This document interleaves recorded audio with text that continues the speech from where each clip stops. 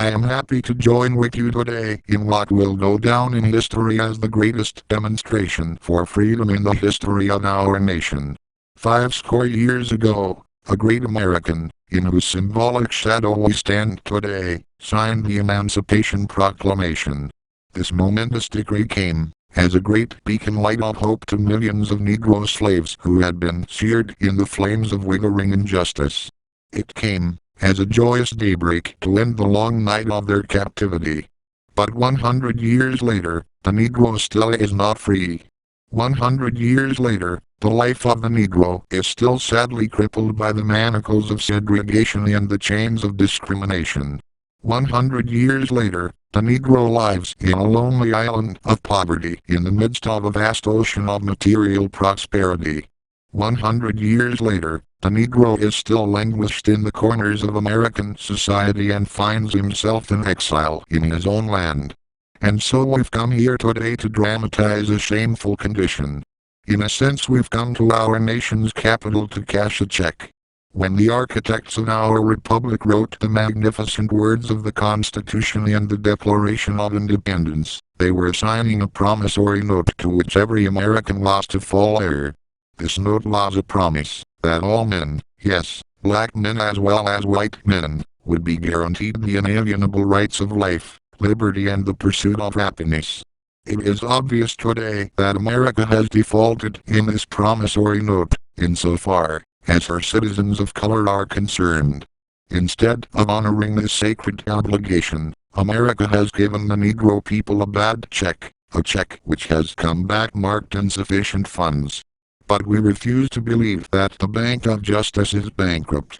We refuse to believe that there are insufficient funds in the great vaults of opportunity of this nation. And so, we've come to cash this check, a check that will give us upon demand the riches of freedom and the security of justice. We have also come to this hallowed spot to remind America of the fierce urgency of now.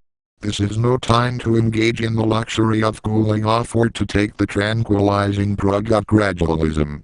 Now is the time to make real the promises of democracy. Now is the time to rise from the dark and desolate valley of segregation to the sunlit path of racial justice. Now is the time to lift our nation from the quicksands of racial injustice to the solid rock of brotherhood. Now is the time to make justice a reality for all of God's children.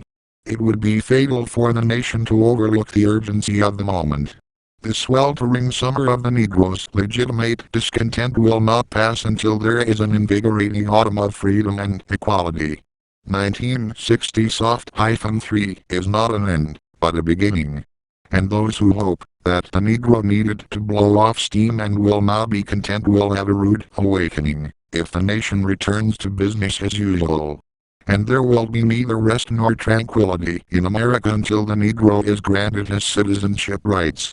The whirlwinds of revolt will continue to shake the foundations of our nation until the bright day of justice emerges. But there is something that I must say to my people, who stand in the warm threshold which leads into the palace of justice. In the process of gaining our rightful place, we must not be guilty of wrongful deeds. Let us not seek to satisfy our thirst for freedom by drinking from the cup of bitterness and hatred. We must forever conduct our struggle in the high plane of dignity and discipline. We must not allow our creative protest to degenerate into physical violence. Again and again, we must rise to the majestic heights of meeting physical force with soul force. The marvelous new militancy which has engulfed the Negro community must not lead us to a distrust of all white people, for many of our white brothers, as evidenced by their presence here today, have come to realize that their destiny is tied up with our destiny. And they have come to realize that their freedom is inextricably bound to our freedom. We cannot walk alone. And as we walk, we must make the pledge that we shall always march ahead. We cannot turn back. There are those who are asking the devotees of civil rights, when will you be satisfied? We can never be satisfied as long as the Negro is the victim of the unspeakable horrors of police brutality.